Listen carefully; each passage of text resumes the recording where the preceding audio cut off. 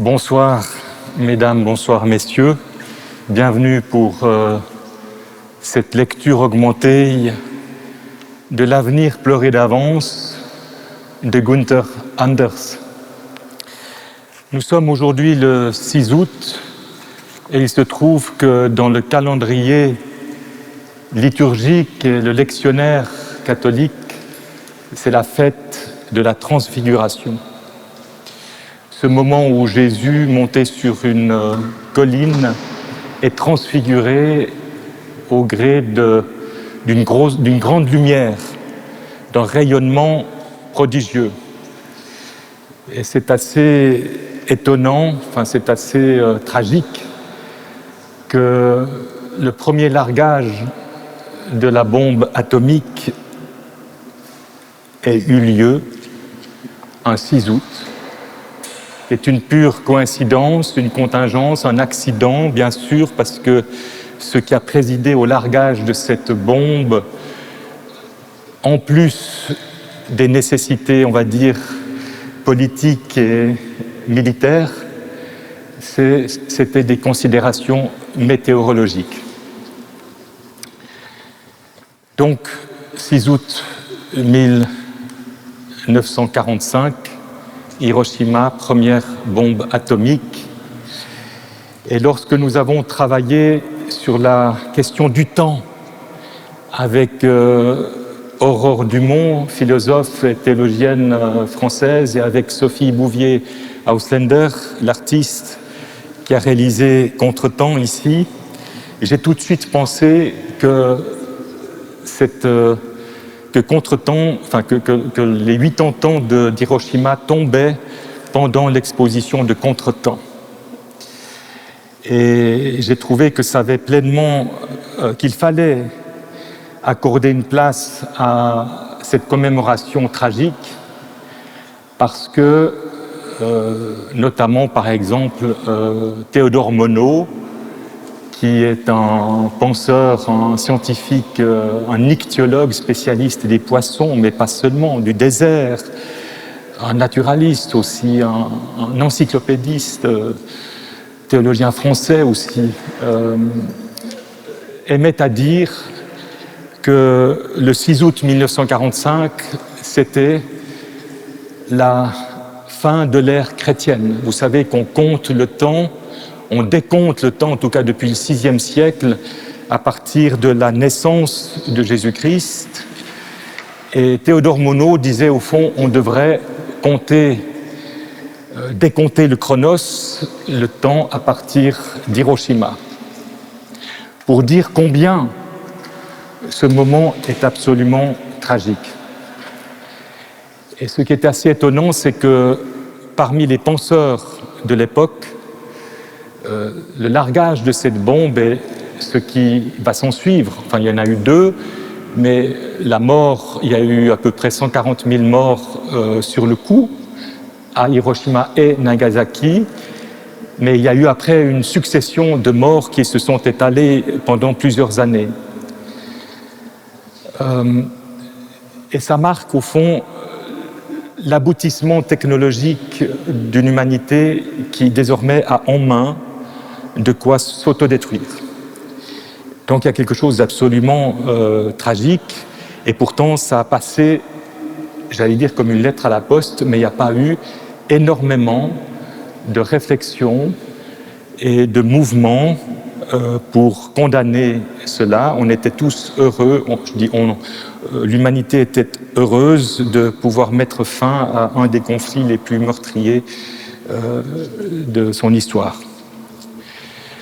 Günther Anders, dont le nom est un pseudonyme, Günther Anders, premier époux d'Hannah Arendt, a étudié la philosophie et il s'en est distancé. Il est devenu ce qu'il appelle un moraliste.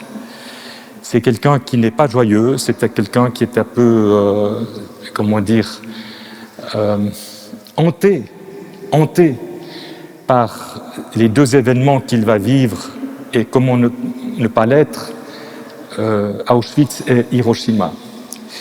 Et Günther Anders va écrire plusieurs textes sur le péril atomique, et notamment le texte que vous allez entendre tout à l'heure, qui est plutôt une narration, une reprise narrative du récit de Noé, qu'il reprend à sa manière. Je cite, alors il y a une très longue bibliographie de Gunther Anders, et j'en cite quelques-uns dans le petit papier que vous avez reçu. Je cite ici la menace nucléaire. Ce sont des articles de Gunther Anders qui ont été consignés dans un ouvrage qui a paru à Genève dans la collection Héros Limite. Et c'est dans ce volume que je suis tombé un peu par hasard parce que je l'ignorais sur cette réécriture de Noé. La menace nucléaire. Et puis pour dire un peu le personnage aussi quand même, il y a ce petit livre qui est un livre d'entretien qui s'appelle « Et si je suis désespéré, que voulez-vous que j'y fasse ?» Voilà. Donc, merci d'être venu parce que c'est pas très gai.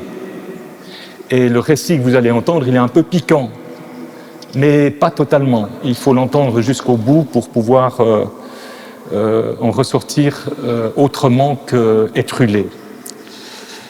Et puis, j'aimerais aussi accueillir Victor Descamps. Ah, tu peux venir, Victor. Et puis, tu peux venir à côté de moi. Victor est un tromboniste qui a passé ce printemps dans les concerts samedi 17h. Et je me suis dit, en l'entendant, je me suis dit, ben, c'est ce qu'il faut. Il faut du trombone ou de la trompette basse pour accompagner ce texte.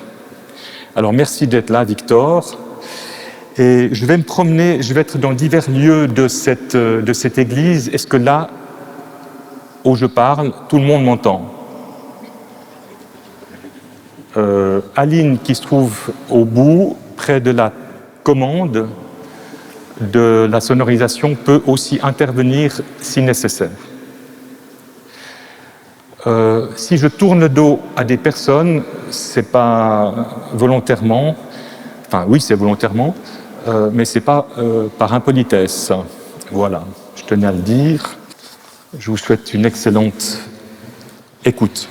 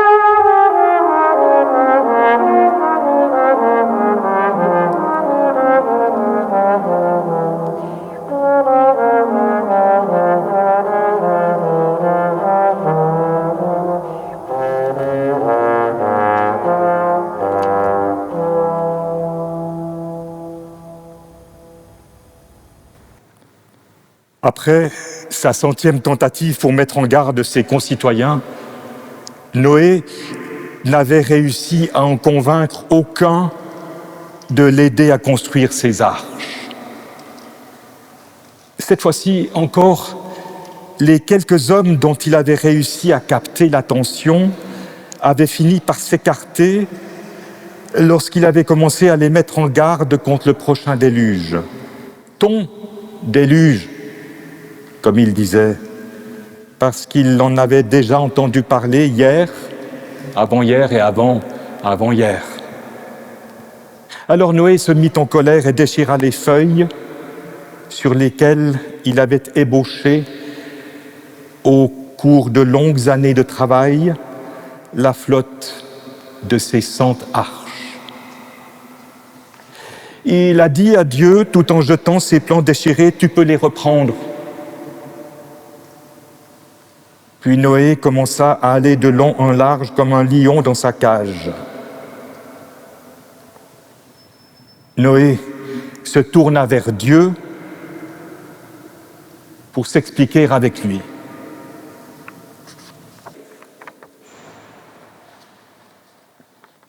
J'ai prouvé 100 fois ma patience. Les pieds me brûlent, j'ai mal à la gorge d'avoir crié. J'ai laissé mes affaires à l'abandon et je suis même devenu un étranger pour mon fils aîné. Je n'ai pas tenu compte de ces humiliations, car je n'ai pas réussi à me résigner aux morts de demain.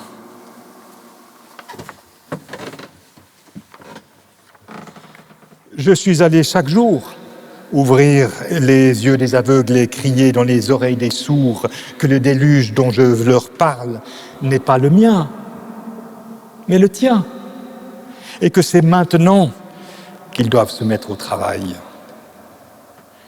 J'ai pris ton parti et je leur ai confirmé que toi aussi, dans ton indulgence, tu souhaitais les voir sauvés, même si ce n'était que la veille de la catastrophe.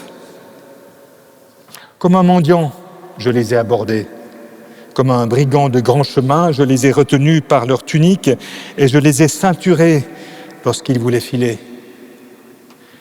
Je n'ai pas eu peur de la rage que je pouvais éveiller chez eux et le ridicule ne m'a jamais arrêté. Mais tu as détourné ta face.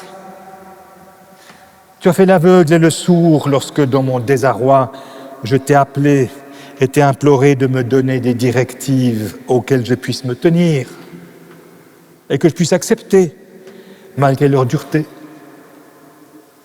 Mais c'en est assez. Le délai que tu m'as laissé est trop court pour que je perde encore du temps à me plaindre. J'éviterai donc de me lamenter. J'utiliserai plutôt les faiblesses de ces hommes. Je les prendrai tels que tu les as créés et j'en ferai mes forces. Je tromperai ceux qui vivent dans l'illusion. J'entraînerai ceux qui se sont laissés entraîner. Je rendrai encore plus curieux ceux qui le sont. Ceux qui ne me laissent pas leur adresser la moindre parole devront me poursuivre de leurs questions pour que je leur réponde. Je rendrai encore plus angoissés ceux qui le sont jusqu'à ce qu'ils prennent part à la vérité. Je vais leur faire peur en cabotinant. Je les conduirai de la peur à la compréhension, puis de la compréhension à l'action. Aussi, je te mets en garde, Dieu. Ne t'étonne pas lorsque tu me verras faire l'histrion. Ton étonnement me laissera froid. Que tu te sentes offensé ne m'empêchera pas de dormir. Tu ne peux plus menacer personne depuis que tu as formulé l'ultime menace. Tu ne peux plus ôter le sommeil une seconde fois à ceux que tu as déjà rendus insomniaques. Prends sur toi, lorsque tu trouveras que je ne suis vraiment qu'un battleur, car c'est toi qui m'auras poussé à hurler, et c'est toi qui m'incite à transgresser la loi, ta loi. J'ai moins peur d'être renié par toi que de renier ce que j'ai à faire. Sauver mes voisins me tient plus à cœur que de t'assurer de mon obéissance, tel un pharisien. Ainsi, en colère mais toujours aimant, Noé mit-il son Dieu en garde et fit-il sans délai ce qu'il lui avait annoncé.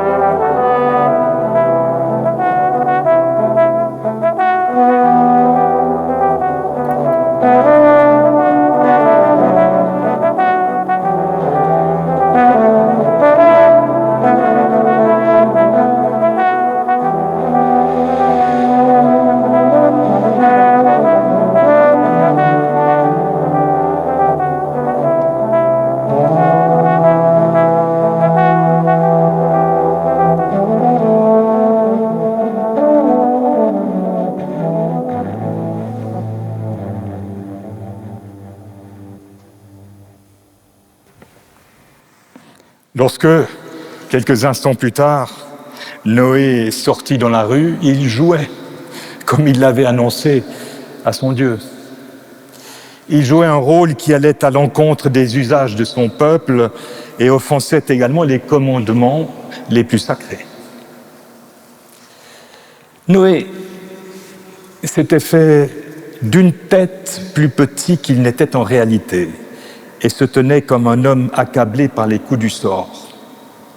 Il était également revêtu d'une tunique faite de sacs et recouvert de cendres. Il était donc vêtu comme s'il était en deuil. Or, porter cette tenue en dehors de la période qui suit la mort d'un proche constituait la faute la plus grave. Noé n'avait pas touché à ce vêtement depuis le décès lointain maintenant de son père, Lamech. Noé n'avait d'ailleurs plus eu l'occasion de la mettre car il était, dit-on, le plus favorisé des hommes, condamné au bonheur pour des raisons énigmatiques.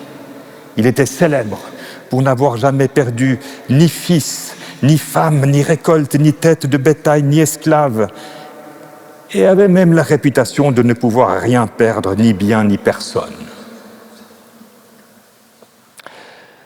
Quoi qu'il en soit, comme la tenue qu'il portait avait une signification, il fallait bien qu'il ait perdu quelqu'un cette fois-ci. Et pas seulement un parent appartenant à une lointaine ramification de son arbre généalogique. Non, mais l'un de ses plus proches. Car il avait même couvert sa tête de cendre, ce qui n'est permis, et donc obligatoire, qu'à celui qui a perdu un fils ou sa femme.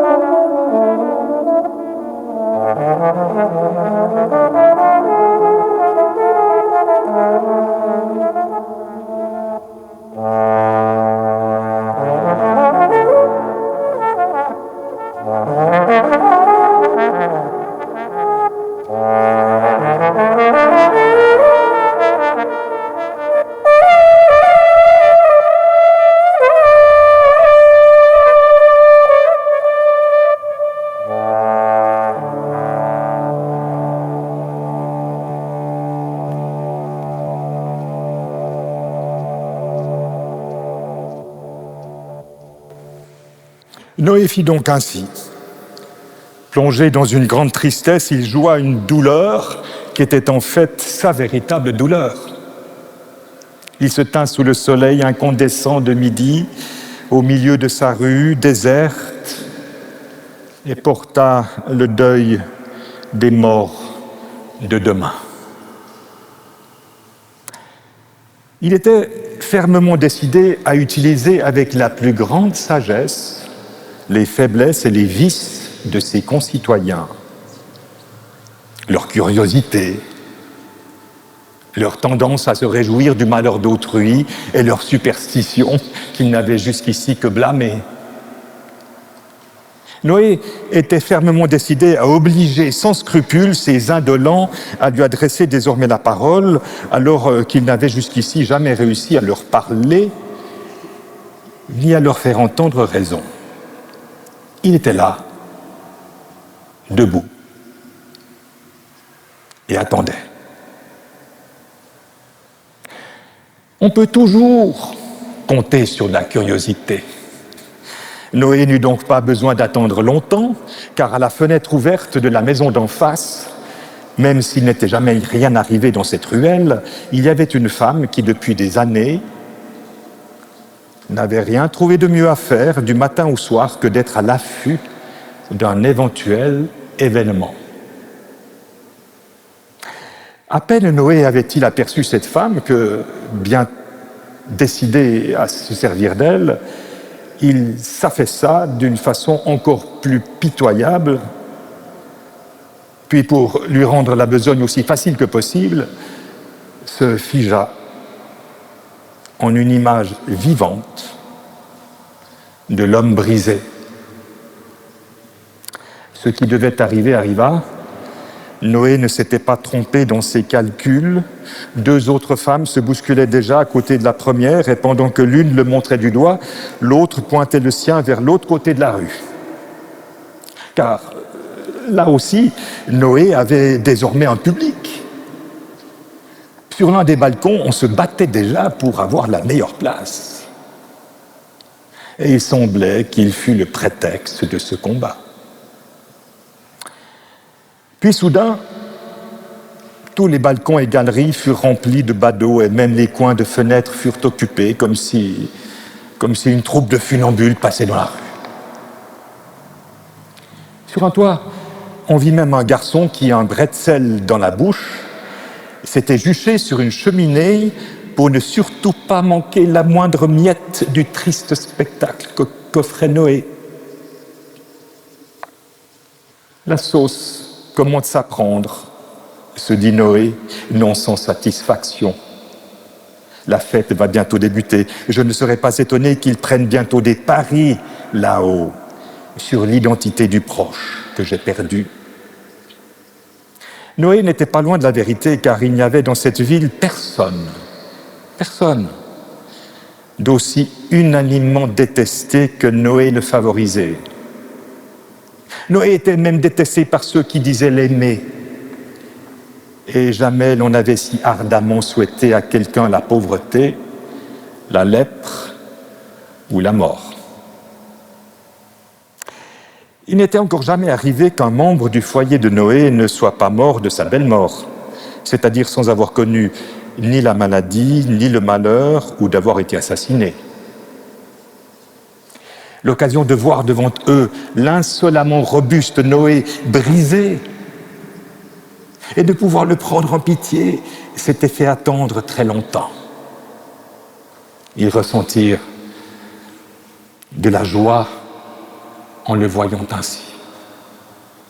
Une joie qui les dédommagea des 1000 jours pendant lesquels ils s'étaient sentis défavorisés, des 1000 nuits pendant lesquelles ils avaient été jaloux. Tous éprouvèrent cette douce satisfaction que ressent celui dont la patience est finalement récompensée par Dieu.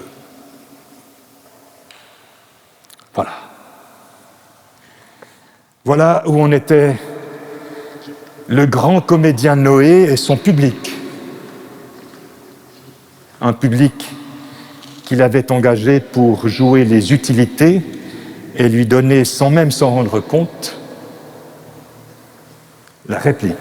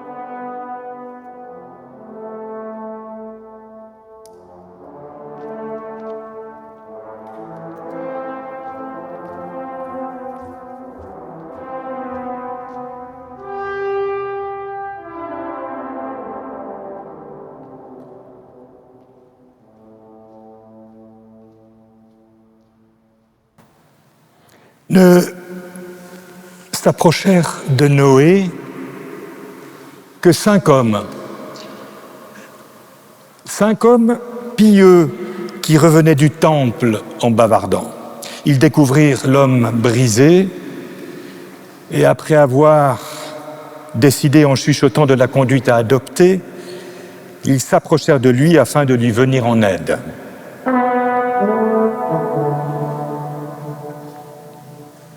Tu as perdu quelqu'un, s'informa le premier, plein d'égards.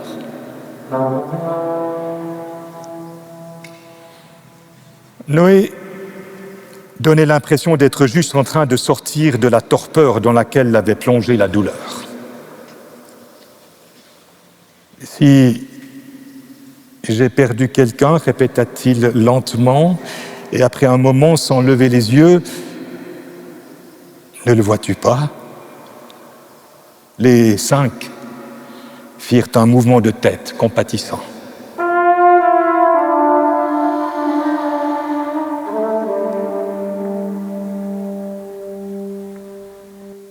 Qu'a-t-il dit ? Cria d'en haut un spectateur à la voix sonore. Il a dit qu'il avait perdu quelqu'un, cria d'en bas un badaud à la voix tout aussi sonore. Ça, on peut le voir tout seul, lança-t-on d'en haut. On veut savoir qui.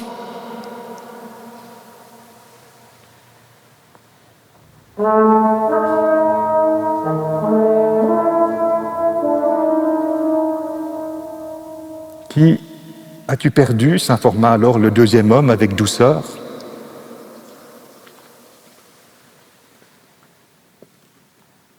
Qui ai-je perdu ? Répéta lentement Noé, puis après un moment, sans lever les yeux, tu n'es pas au courant ?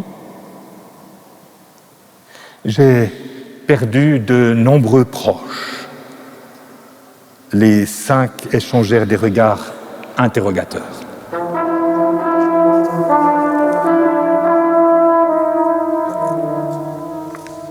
Qu'a-t-il dit ?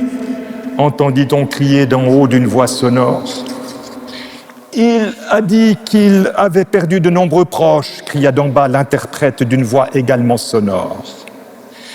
Les gens commençaient à remuer là-haut. Des noms, criait l'un. Qui sont ces nombreux proches ? Cria un autre. Qui sont ces nombreux proches ? S'informa alors le troisième homme plein de pitié.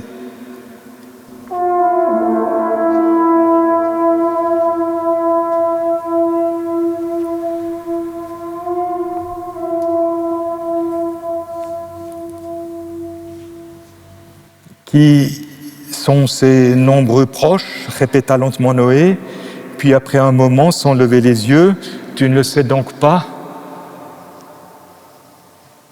Nous sommes tous ces nombreux proches que j'ai perdus. Les 5 froncèrent alors les sourcils.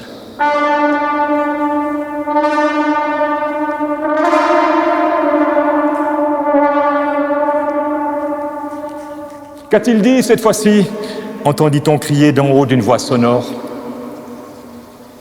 Il a dit que nous étions tous ces nombreux proches qu'il avait perdus, cria d'en bas l'interprète d'une voix sonore. Pas moi, cria l'un d'en haut. Quand cela s'est-il passé? Cria un autre.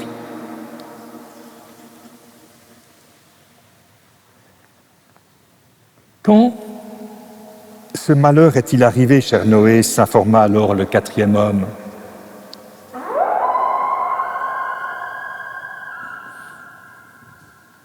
Quand ce malheur est-il arrivé?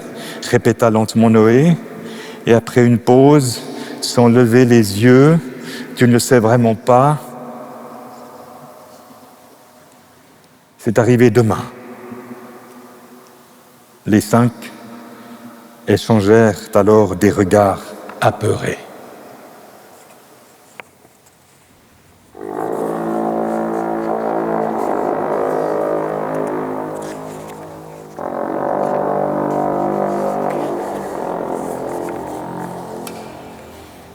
Qu'a-t-il dit cette fois-ci? Entendit-on crier d'en haut d'une voix sonore. Il a dit que c'était arrivé demain, répondit d'en bas, tel un écho, l'interprète. Demain? Bon, ça va, dit l'un sur un ton sarcastique. Pourquoi pas après-demain? Demanda un autre. Ah, voilà du nouveau, s'écria un troisième. Puis ils rirent et tapotèrent leur front avec leur index pour signifier que Noé était fou.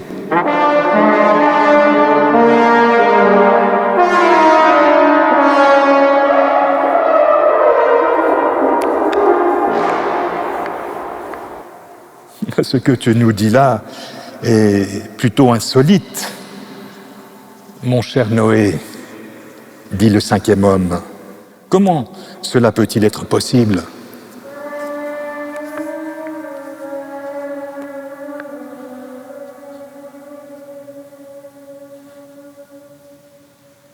Comment cela peut-il être possible? Répéta lentement Noé, puis après une pause, sans lever les yeux, tu ne le sais vraiment pas? Parce qu'après-demain, quelque chose aura eu lieu. Les 5 n'osèrent plus se regarder. Qu'a-t-il dit? Cette fois-ci, entendit-on crier d'en haut. Mais le vieux Noé en avait assez de tous ces intermédiaires et d'un geste, il repoussa l'interprète. Se redressant, il retrouva sa taille, qui imposait le respect, et fit taire les rieurs sur le champ. Apeurés, les 5 interlocuteurs firent un pas en arrière, et les spectateurs qui se tenaient dans les loges semblaient repousser ceux qui se pressaient derrière eux pour prendre aussi leur distance. Les curieux venaient juste de s'apercevoir que non seulement le vêtement de Noé, mais aussi son visage était couvert de cendres et qu'il avait l'air d'un déterré.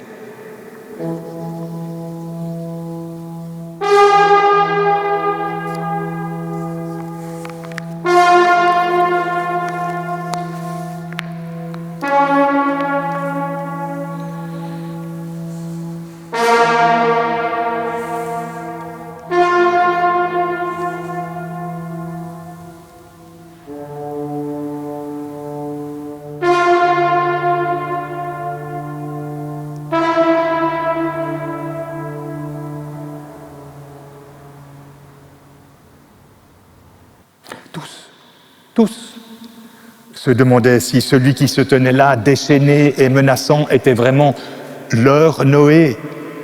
Vous savez, l'insolemment robuste Noé, ou si ce n'était pas quelqu'un d'autre.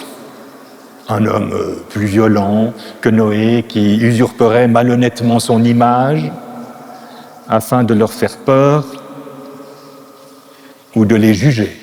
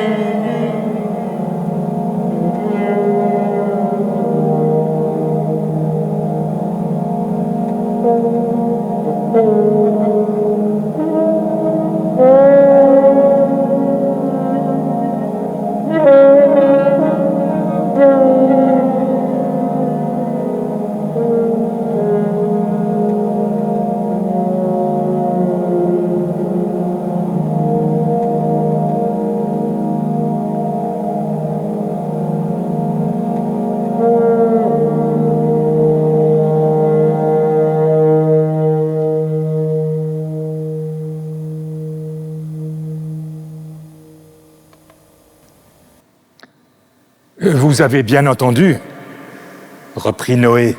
Après-demain, le déluge aura eu lieu. Savez-vous, oui ou non, ce que cela signifie? Pour la première fois, personne n'ouvrit la bouche pour répondre. Si vous ne le savez pas, je vais vous l'expliquer, poursuivit Noé. Tout ce qui a existé avant le déluge. Et là, à l'aide de sa main gauche, il décrivait un arc de cercle qui semblait contenir la totalité de la création. Les 5 hommes qui se tenaient devant lui, la centaine de personnes qui remplissaient les galeries, la ville qui s'étendait derrière les maisons, les collines qui se dressaient derrière la ville et le monde qui commençait derrière les collines et ne finissait nulle part. Tout cela n'aura jamais existé, non, jamais. Et savez-vous, oui ou non, pourquoi tout cela n'aura jamais existé? Pour la deuxième fois, personne n'ouvrit la bouche.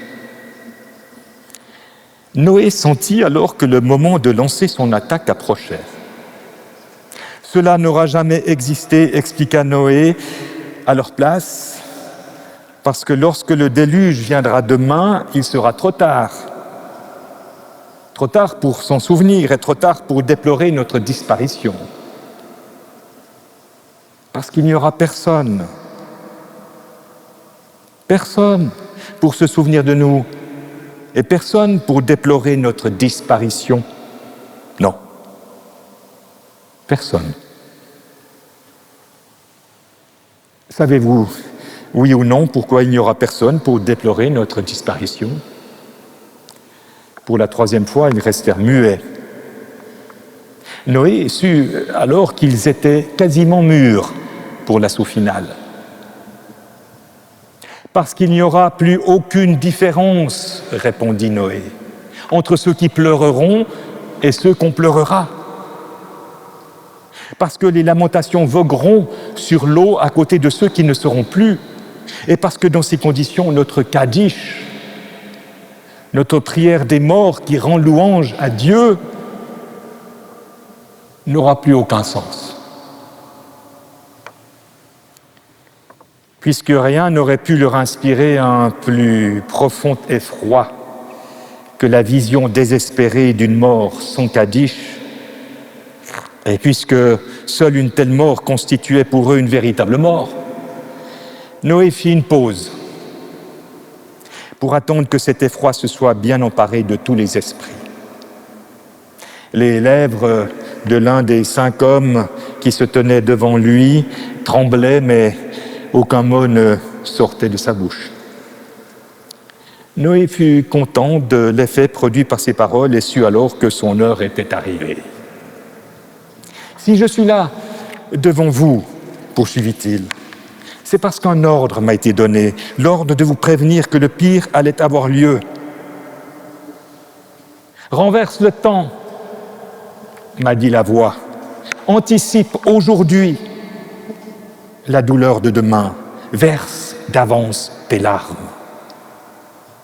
Le Kaddish, la prière des morts qui fait louange à Dieu, qu'enfant tu as apprise pour la dire un jour sur la tombe de ton père, dis-la maintenant pour les fils qui vont mourir demain et les petits-fils qui ne naîtront jamais, car après-demain il sera trop tard. Voilà ce qu'on m'a ordonné. Les 5 hommes qui l'entouraient essayèrent de lever les mains pour arrêter Noé, mais il était trop tard. Car bien décidé à ne plus perdre de temps, Noé avait déjà commencé à réciter le Kaddish, la prière des morts qui rend louange à Dieu en pleurant. Réciter ainsi cette prière était 3 fois sacrilège.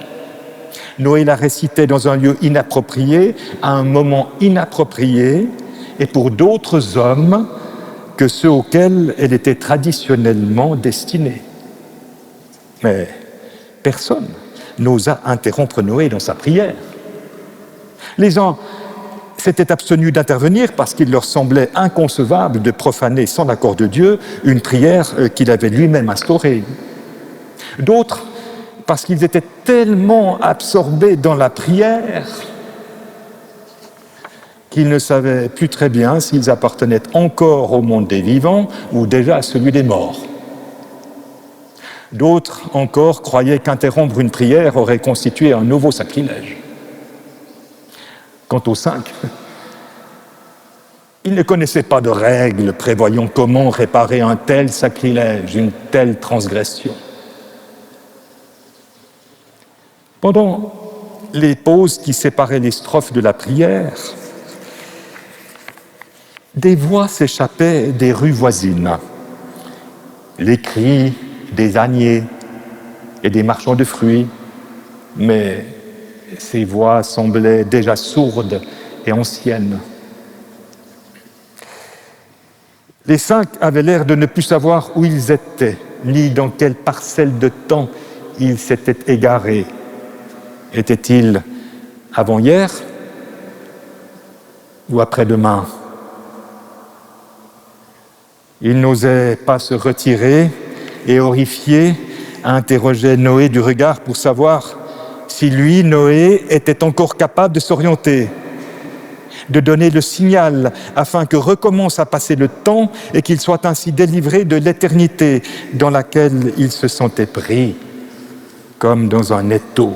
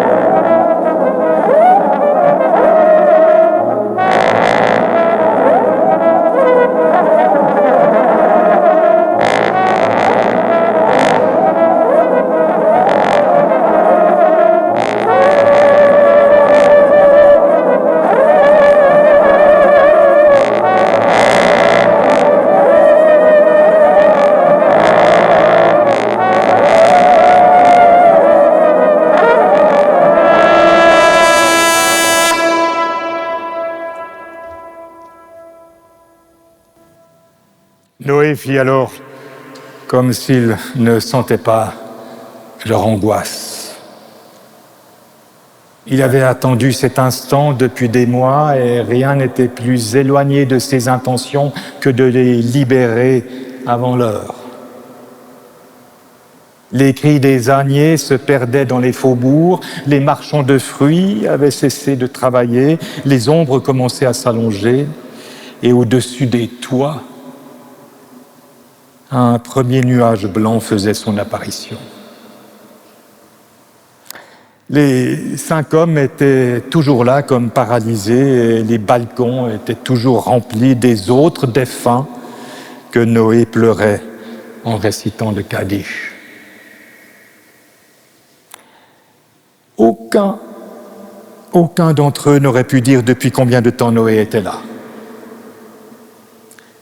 Noé tendit la main pour voir s'il pleuvait et déclara « Il est encore temps d'agir » et ajouta « C'est pour aujourd'hui ».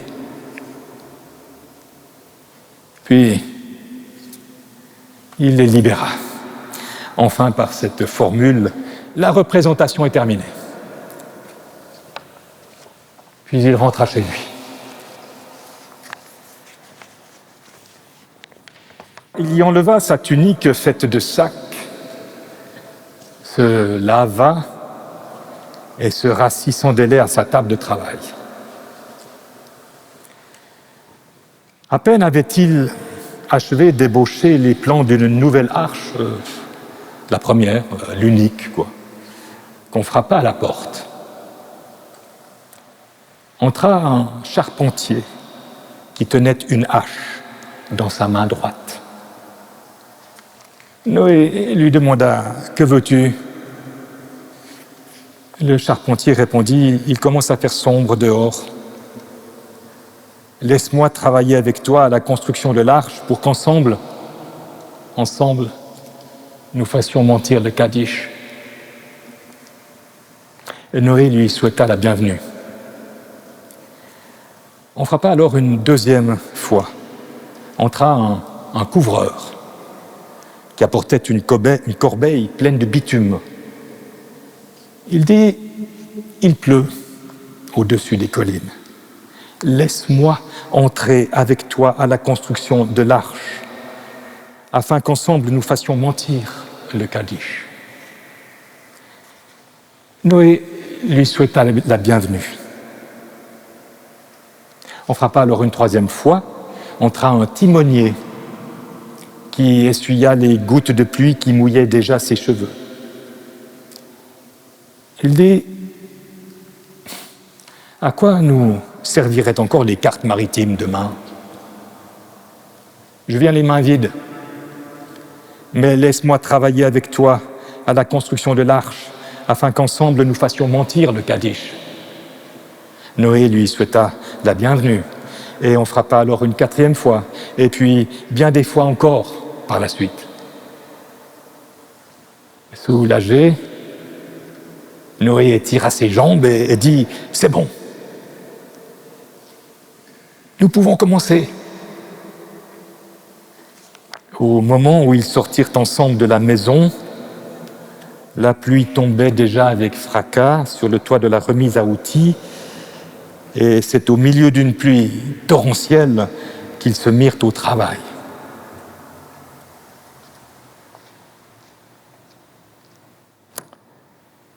Si Noé n'avait pas trouvé le courage de se quereller, le courage de jouer la comédie, le courage d'entrer en scène revêtu de cette tunique faite de sacs et recouvert de poussière. Et si Noé n'avait pas eu le courage de renverser le temps, de verser d'avance ses larmes et de profaner le Kaddish en le récitant pour ceux qui vivent encore et ceux qui ne sont pas nés,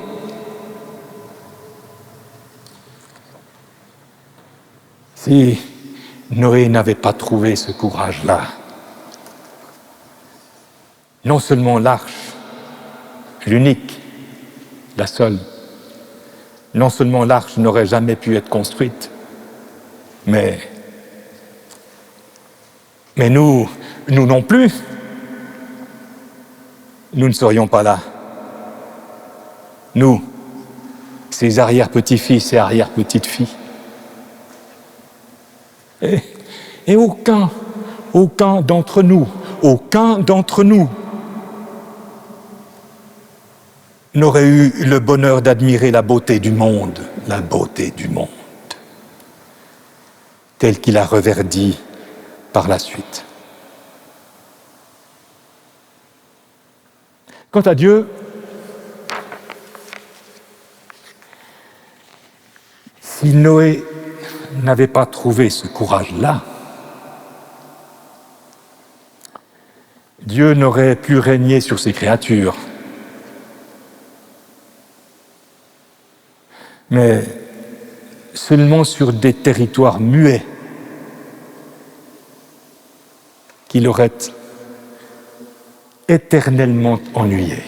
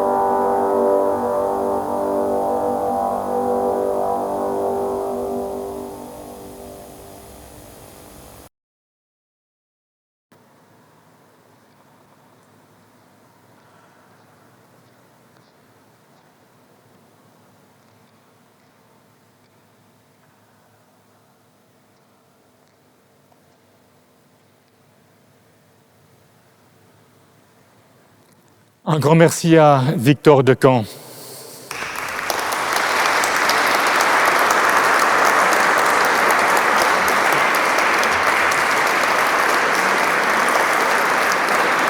Merci, bravo, merci.